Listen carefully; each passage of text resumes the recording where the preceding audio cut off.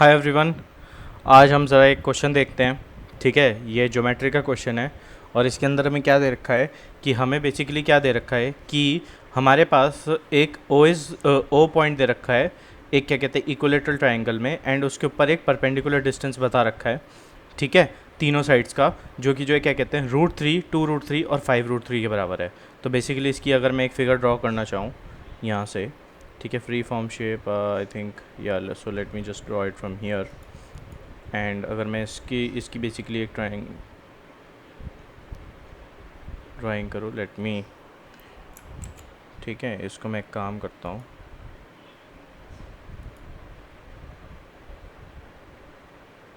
Fill style shape type,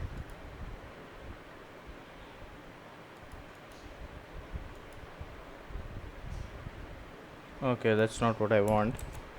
अगर मैं यहाँ से बेसिकली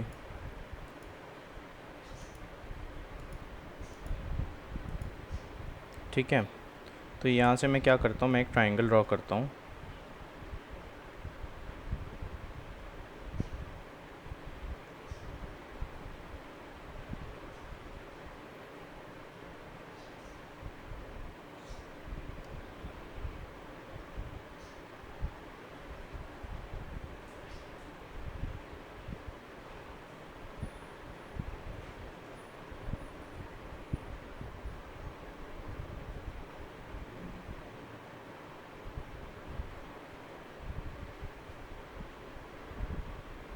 राइट, तो ये मेरे पास एक ट्राइंगल है। ठीक है, और ये क्या कह रखा है कि ये मेरा एक इक्विलेटरल ट्राइंगल है, और इक्विलेटरल ट्राइंगल है तो इसका मतलब क्या है कि ये साइड लेट से कि ए है, ये साइड भी ए है और ये साइड भी ए है। अब इसने क्या बोला है कि इसके जो परपेंडिकुलर है वो डिस्टेंस ओ से, ठीक है, लेट से कि एक डिस्टेंस है ओ, ठीक है, यहाँ पे,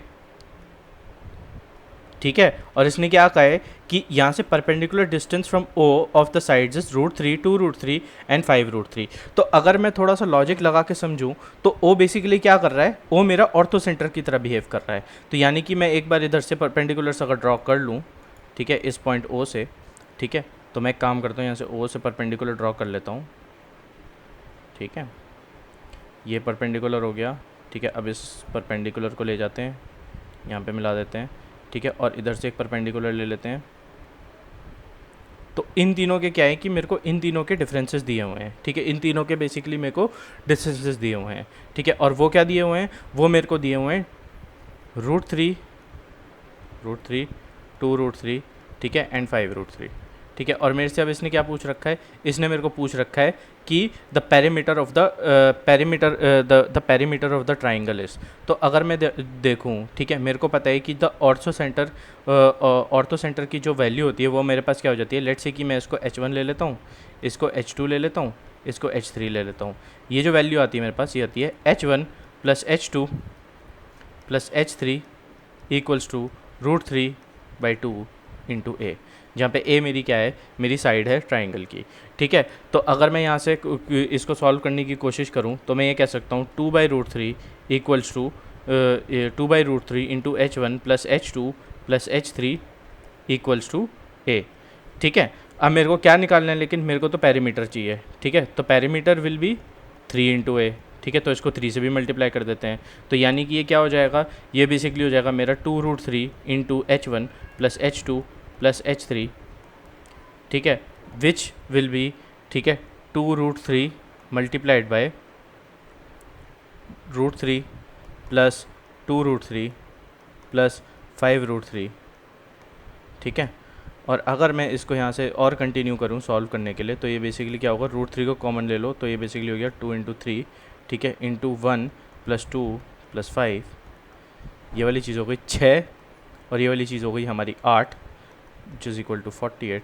तो आंसर नंबर ए यानी कि 48 सेंटीमीटर हमारा आंसर हो जाएगा, जो कि हमारा पेरीमीटर ऑफ द ट्राइंगल होगा। आई होप ये सोल्यूशन सबको समझ आया हो। ठीक है, we need to make sure कि हम जो है क्या कहते हैं कि इस रिलेशन का ध्यान रखें कि जो एक ऑर्थो सेंटर होता है उसके अंदर हमारे पास ये वाला रिलेशन फॉलो हो रहा होता है कि जो ऑर्थो सेंटर्स का सम होता है वो बेसिकली ट्राइंगल के एक इक्विलेटरल ट्राइंगल में √3a/2 के बराबर हो जाता है। आई होप ये सबको क्लियर है। अगर कोई please do like, share, comment and subscribe to this video. and thank you.